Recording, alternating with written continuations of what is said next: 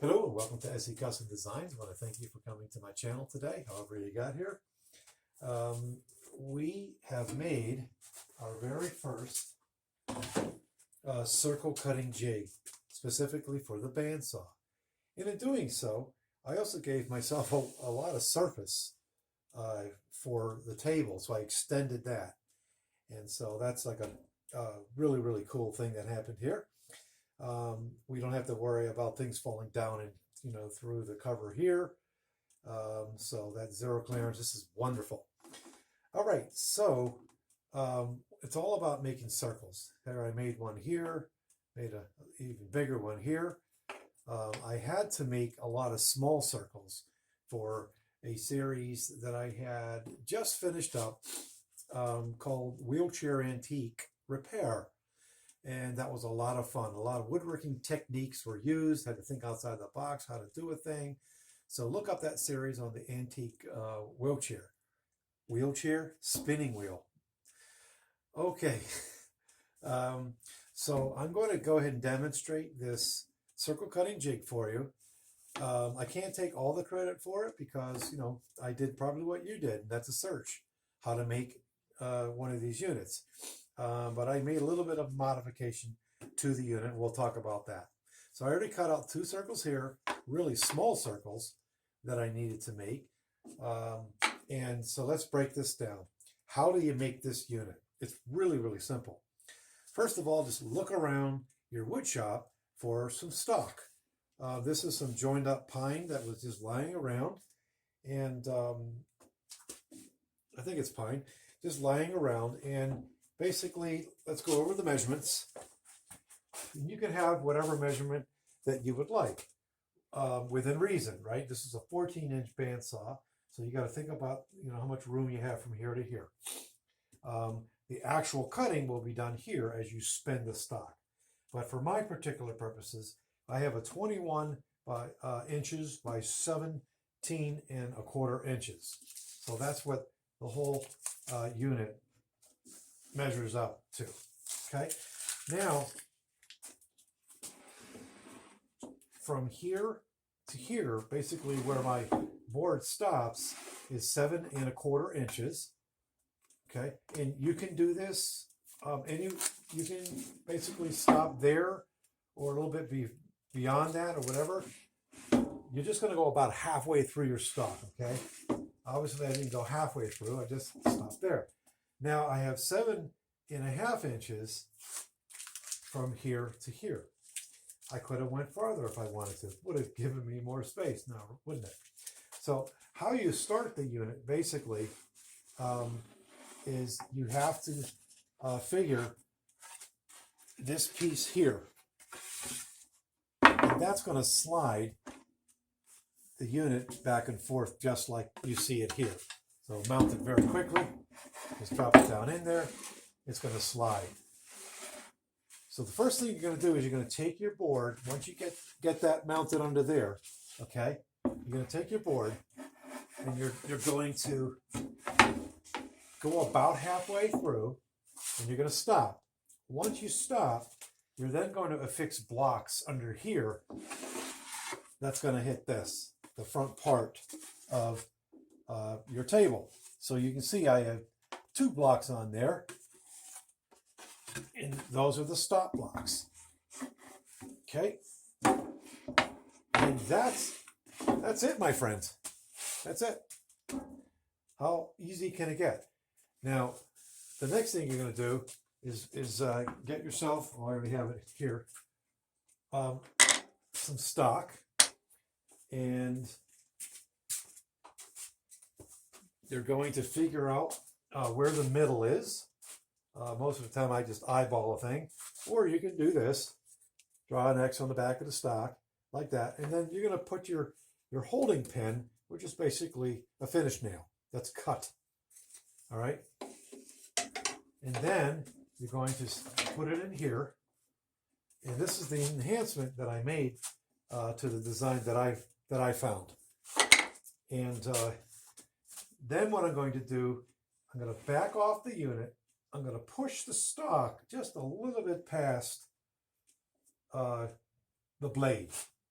Okay, and then I'm going to take a clamp, and I'm going to clamp this down. Now my unit is still in a like sort of a beta testing state, where so I left this stick a little bit longer. I don't need it that long, do I? Just enough to slide it back and forth. So you're going to lock that in place. And now we're going to fire up the machine, and we'll show you how it's done.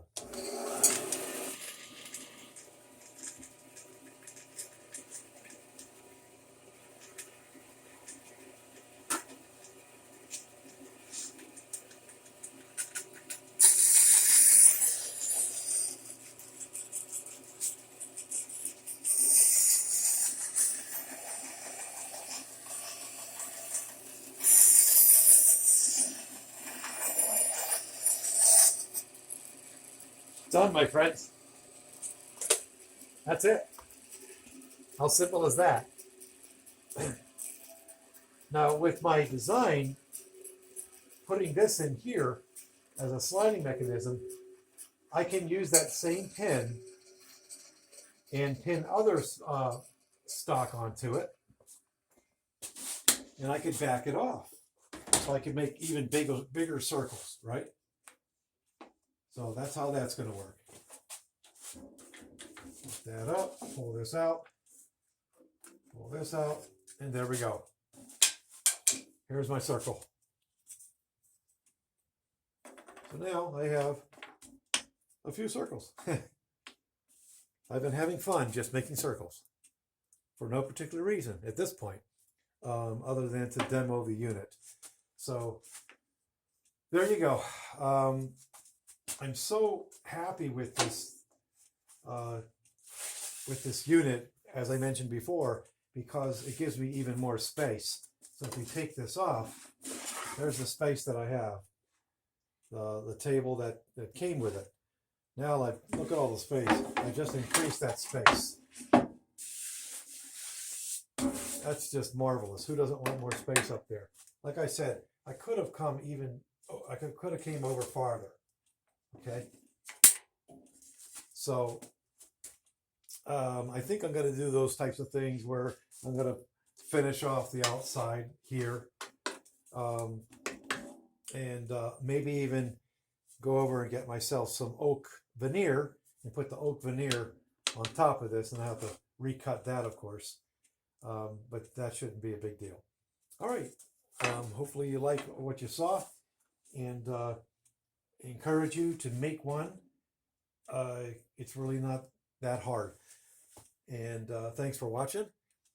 We're going to be moving on to other projects. I got like I said, I have if I said it in this one, I did like 3 or 4 cuts on this video.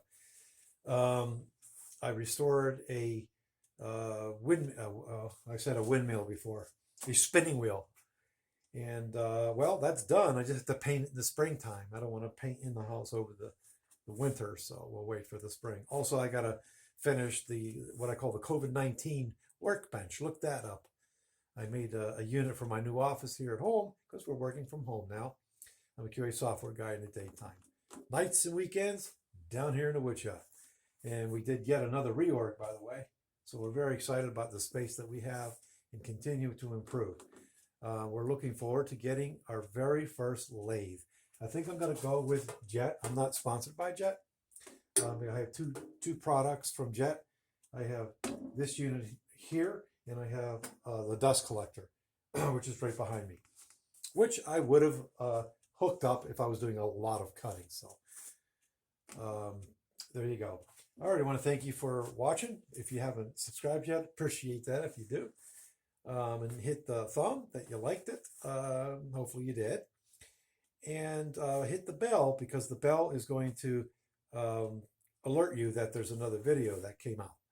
And I don't want you to miss any of the videos. We just go over so many things. 800 videos to search on. So we love to unbox things, try tools out, and those types of things. Thank you. We're going to say our usual goodbyes now in 5 languages. Shalom aleichem lekol hachaverim sheli.